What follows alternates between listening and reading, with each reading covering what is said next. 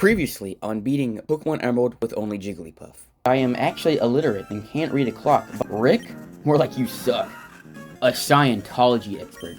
I go to the Cut HM guy's house and he provides me with the good.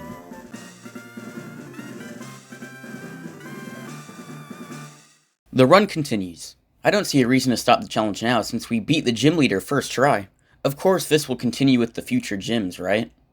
Right? The joke is the next gym leader took more than one try. I head back up to the route north of Rustboro. However, a man gets my attention. It's that same Scientology expert I saw stealing goods from a poor man, and he is still at it. Before we get to that, there are a few trainers for me to show kindness to. Lady Sarah sends out a lily pad creature and it's dead. It was level 8. What did you expect it to do? Lady Sarah sent out a zigzagging goon and it's dead. It was also level 8. School kid Jerry? Seems like you need to be schooled as to why you shouldn't... You suck, yeah. Also, there was a fake water bubble Pikachu, which uncomfortably didn't faint immediately after a pound, even though she was half the level of my senior Gert. Oh, sir, what happened? Odd thug, scoundrel. Who could he be describing? Only one possible outcome. The Scientology expert. This aardvark of a human being called the Wingle he stole useless, which I will not let happen! Also, the EXP earned let me learn Rollout. Goodbye, Rapid Spin. You probably will not be missed. Pico thankfully gets returned to her owner, which lets me sleep safely knowing I saved a bird. Not quite a Jigglypuff, but I'll let this go since the last time I didn't let it go. I let the beast out! I want to meet the old sailor for tea and possible gratuity, but I'm held hostage in the Devon Corporation building. I get given a Samsung Galaxy S26 Ultra, with built-in Galaxy AI, which allows me to do stuff on my phone that I've never done before, like send artificially intelligent messages, edit photos into artificially intelligent photos, and cry as to why I spent $1,300 on a phone, when the Xiaomi Redmi 7 Global ROM phone 6.26-inch HD screen 4000 mAh battery unlocked dual SIM Xiaomi mobile phone is right there. I'm forced to call someone, but it's the person who gave me the Samsung Galaxy S26 Ultra, of whom spies on me as if I'm his good little kitten. Hello, princess. My desire for tea and possible gratuity is continued to be cut off when my rival approaches, which, it doesn't go well for her. It does go well for me because I did get her number, so... Using Cut, I can take a different path through Petalburg Woods, allowing me to go metal detecting through the forest again. I grab anything that looks even slightly valuable, such as mushrooms, balls, performance-enhancing goodies, and seeds. I ask Mr. Briny for tea and possible gratuity, but I get neither tea nor possible gratuity, and he ships me to a different island, but not for the purposes you may be thinking. Duty calls. I exit the boat, now in Dewford Town. As soon as I enter, I steal a silk scarf from someone, which boosts the normal type attacks of the holder of the item, like Pound. Let's start getting through Granite Cave.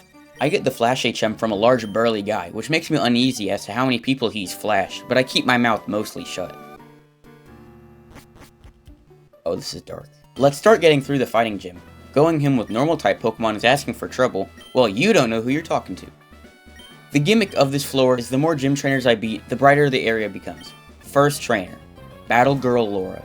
Level 13 isn't too bad, and she uses Bite. 2 pounds take the trainer out. Second and third trainer, Sailor Brendan and Battle Girl Lilith, sending out Machop and Meditite respectively. Pounding Meditite for the first trainer worked good, so let's do that again, and you, HM Slave, Growl. Meditite pretty much wastes a turn, but the Machop halves my defense, but my Zigzagoon halves the opposing attack. An immovable object meets unstoppable force. Meditite decides to avoid my pound with Detect, and Zigzagoon gets sent to the moon with a critical hit Karate Chop. Meditite pretty much wastes yet another turn, so I pound her to death. Pause. Machop takes the paused opportunity to take me to half health with one move. I pound back. Pause. But it only does about 4/9 of the health. And Machop is getting pumped. Pause. Maybe a high roll pound can do it? Yes. Not even close. The humor derived from this joke is the fact that it was, in fact, incredibly close. Fourth person up is Black Belt Takao and his Machop. I pound, he leers, I pound, I win. Anticlimactic. Fifth man is Black Belt Christian with his Makahita. I enable the permission of my Pokemon for the use of the normal type 40 base power same type attack bonus move, known as Bound to inflict damage onto the opposing opponent. The Makahita decides to do a King of the Hill and throws his pocket sand. Big Gert bounces back with the pound and wins. 6th opponent is Battle Girl Jocelyn with her Meditite. I've had a good track record with them in the past, so I win, right? Yeah. First try at Gym Leader Brawly. I'm so excited. Why is his Machop level 16? Doesn't matter since Pound should still do a good amount of damage, and it does almost half. And the Machop bulks up. Maybe Pound again?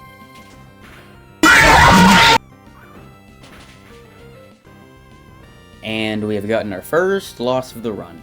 In Big Gert's defense, it was a 1.5 times attack stat, critical hit, super effective karate chop, so I think she got her inside 3 positioned outside of her body.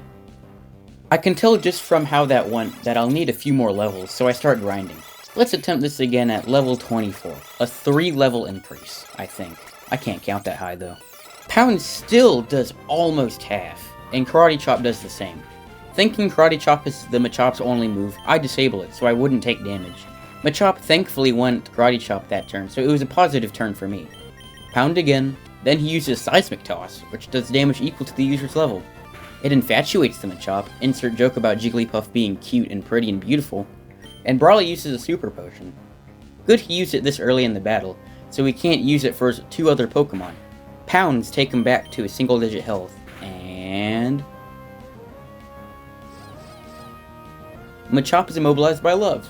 Machop gets taken out back and tossed into a hydraulic press like in those videos. Meditite is next, so I know this Pokemon is a freebie. Not enough to heal up though, which is good since if I did, Jigglypuff would have died to a Focus Punch. 2 Pounds take the Meditite out. Finally, Makahita. Pound gets a critical hit off, meaning Makahita is already trembling and on his hands and knees. How could I lose this?